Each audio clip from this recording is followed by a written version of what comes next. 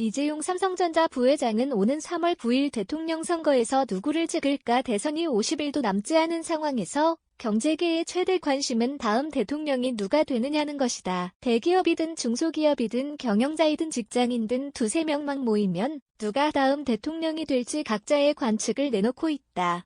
대통령 중심제인 우리나라에서는 대통령에 따라 법인세 등을 비롯한 다양한 기업정책, 노동정책 등이 크게 달라지기 때문에 기업 경영활동에 미치는 영향이 상당하다. 재계에서는 이재용 삼성전자 부회장이 누구를 찍을지도 큰 관심이다. 국내 1위 대기업 총수가 어느 후보를 지지할까라는 측면도 있지만 이 부회장이 현재 유력 주자인 이재명 더불어민주당 후보와 윤석열 국민의힘 후보와 어느 정도 인연이 있기 때문이다. 이재용 구속으로 재벌의 출발선에 서야 이재명 후보는 최순실 국정농단 사태로 박근혜 전 대통령과 이재용 부회장 등이 구속되면서 집권당이 된 민주당의 대선 후보다. 문재인 정부에서 이 부회장은 청와대 행사에도 종종 불려가고 대규모 채용, 투자 계획을 내놓았다.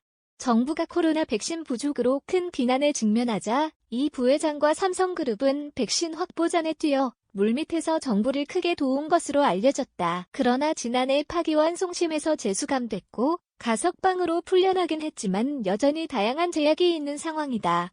이 부회장은 지금도 매주 목요일마다 삼성물산 합병 관련 재판에 출석하는 등 지금까지 100차례 넘게 재판을 받고 있다. 이재명 후보와는 개인적인 인연은 알려지지 않았지만 이 후보는 지난달 삼성경제연구소를 방문해 삼성이나 이런 데서 기본소득을 얘기해보는 게 어떻겠나.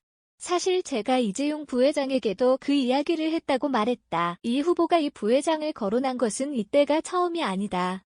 2017년 이 부회장이 국정농단 사건으로 박영수 특검에 소환될 당시 이재명 당시 성남시장은 자신의 페이스북에 이건희, 이재용 일가의 편법, 불법적인 경영권 상속 행위는 지난 40년간 반복됐지만 제대로 처벌받은 적이 없다며 촛불 민심은 박근혜 퇴진과 함께 재벌체제 해체를 요구했다. 그 출발은 재벌의 불법, 편법에 대한 엄중 처벌과 특권 해체여야 한다. 이재용 구속으로 재벌체제 해체의 출발선에 서야 한다고 썼다. 얼마 뒤 이 부회장은 구속됐다. 한 재계 인사는 지금은 경제를 살리는 대통령이 될 것이라고 내세우고 있지만 한때 재벌의 죄를 강도 높게 주장했던 이재명 후보를 이 부회장이 찍기는 쉽지 않을 것이라고 말했다. 윤석열, 이재용 4년간 3차례 구속영장 청구. 그럼 이 부회장은 윤석열 국민의힘 후보를 찍을까? 두 사람은 개인적인 인연이 더 깊다. 윤 후보는 2016년 12월 최순실 국정농단 사건 관련 박영수 특검팀의 수사팀장으로 영입됐다. 박 특검은 국정원 댓글 사건을 수사하다 징계받고 검찰 내에서 한직으로 분류되는 고검에 좌천돼 있던 윤석열 당시 대전고검 검사를 영입 1호로 발탁한 것이다. 특검 출범 직전 검찰에서 청와대의 미르, K스포츠재단 대기업 강제모금 의혹을 수사하면서 정몽구 현대차그룹 회장, 구본무 LG그룹 회장, 이재용 삼성전자 부회장 등을 참고인 조사할 때만 해도 현직 대통령이 강요에 따라 돈을 낸 피해자였다. 특검 수사가 시작된 뒤 이 부회장은 피해자에서 뇌물 공여자로 바뀌어 구속 수감됐는데 이 과정에서 윤석열 후보가 역할을 한 것으로 알려졌다. 당시 언론 보도를 보면 특검 수사 초기부터 미르재단 출연금 등에 대해 뇌물 공여 혐의를 적용했던 사람이 윤 후보라는 것이다.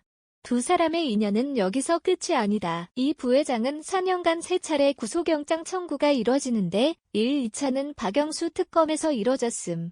1차 기각되자 한 달 뒤 재청구에 구속수감, 세 번째는 당시 윤석열 검찰총장 시절이다. 삼성물산 합병 사건과 관련해 자본시장법상 부정거래 및 시세조정 등의 혐의로 2020년 6월 구속영장 청구가 이뤄졌는데 당시 영장 청구 검사는 윤석열 사단의 핵심 중 한 명인 이복형 검사였다. 법원은 소명이 부족하다며 구속영장을 기각했고 외부 전문가들로 구성된 검찰수사심의위원회가 이 부회장을 불기소하고 수사를 중단하라고 검찰에 권고했지만 검찰은 기소를 강행해 지금까지 재판이 이어지고 있다. 재계에서는 이 부회장이 이런 악연에도 불구하고 윤 후보를 찍는다면 정말 대인배라는 말이 나오는 것이다.